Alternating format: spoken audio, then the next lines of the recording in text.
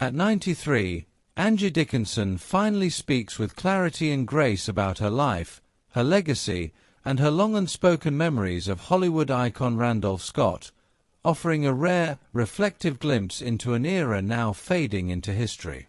Born Angeline Brown on September 30, 1931, in Cullum, North Dakota, Angie was raised in a close-knit family of German descent, grounded in Midwestern values of humility, discipline, and resilience.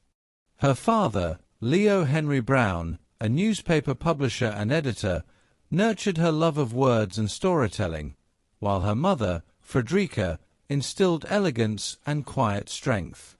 When the family moved to Burbank, California, Angie's world expanded from prairie simplicity to Hollywood possibility, though her early ambitions leaned toward education rather than stardom.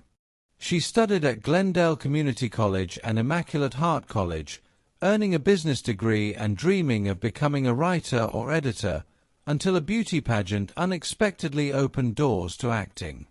Determined to be taken seriously, she worked her way through small television and film roles until her breakout performance in Howard Hawks' Rio Bravo in 1959, where she held her own opposite John Wayne, Dean Martin, and Ricky Nelson, instantly proving she was far more than a glamorous presence. Throughout the 1960s and 1970s, Dickinson built a formidable film career with standout roles in Ocean's 11, The Killers, The Chase, and Point Blank, commanding attention in male-dominated stories with a rare blend of strength, warmth, and sensual authenticity. Television later transformed her into a cultural icon when she starred in Policewoman beginning in 1974, portraying Sergeant Suzanne Pepper Anderson in a role that broke barriers for women, earned a Golden Globe, and inspired generations to see female authority differently.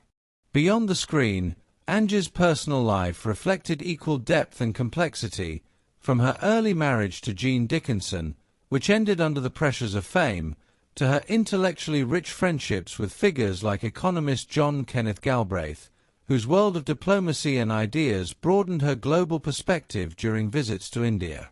Her marriage to legendary composer Burt Bacharach in 1965 became one of Hollywood's most glamorous unions, producing a daughter, Nikki, whose autism profoundly shaped Angie's life and whose tragic death in 2007 left a lasting heartbreak.